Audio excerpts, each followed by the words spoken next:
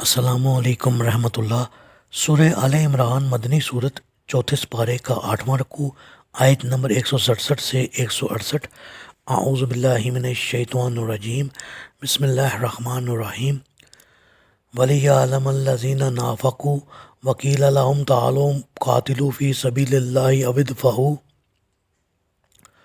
قَالُوا لَوْ نَعْلَمُ قِتَالًا لَاتَّبَعْنَاكُمْ ہم للکفر یومئذ اقرب منہم للایمان یقولون بافواہہم ما لیس فی قلوبہم واللہ اعلم بما یکتمون۔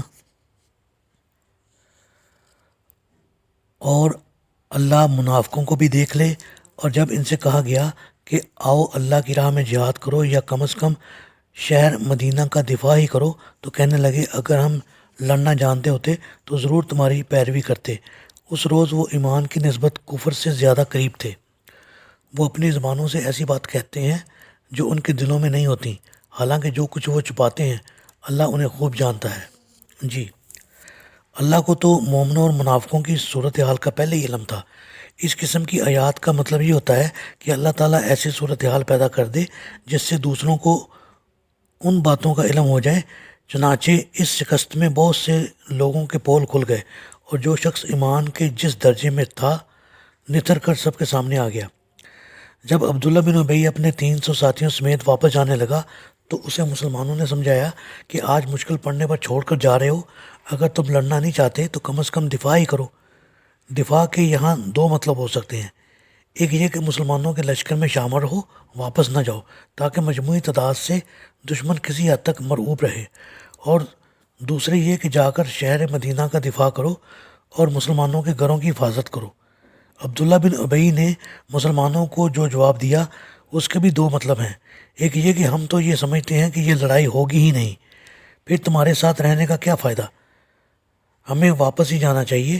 یہ جواب تو اس لیے غلط تھا کہ بھلا جو کافر اتنی دور دراز کی مسافت سے لڑنے آئے تھے اور ان کے دلوں میں بدر کے انتقام کی آگ بھی سلگ رہی تھی، وہ بھلا لڑے بغیر واپس جا سکتے تھے؟ وہ تو آئے ہی اس نیت سے تھے کہ مسلمانوں کا کچومن نکال کے رکھ دیں، پھر وہ کیوں نہ لڑتے؟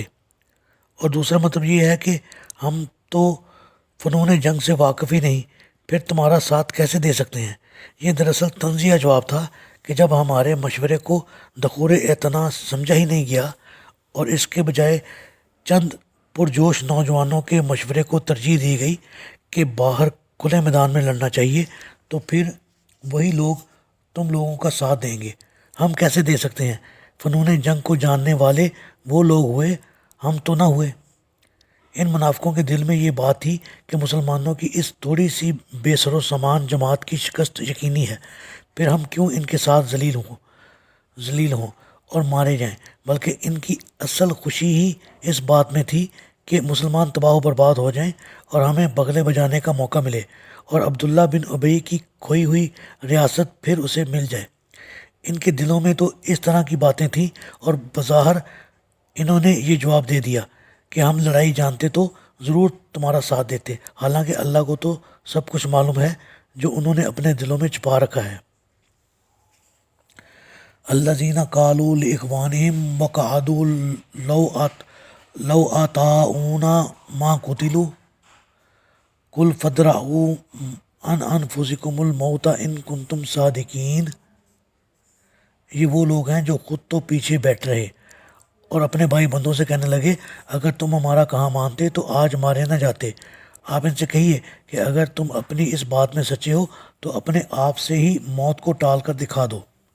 جی، یعنی ایک تو خود جہاد میں حصہ نہ لیا، دوسرے ان کے جو بھائی جہاد میں حصہ لے رہے تھے انہیں ملامت شروع کر دی کہ تم ہماری بات مان لیتے تو آج ہمارے بھائی بند مارے نہ جاتے۔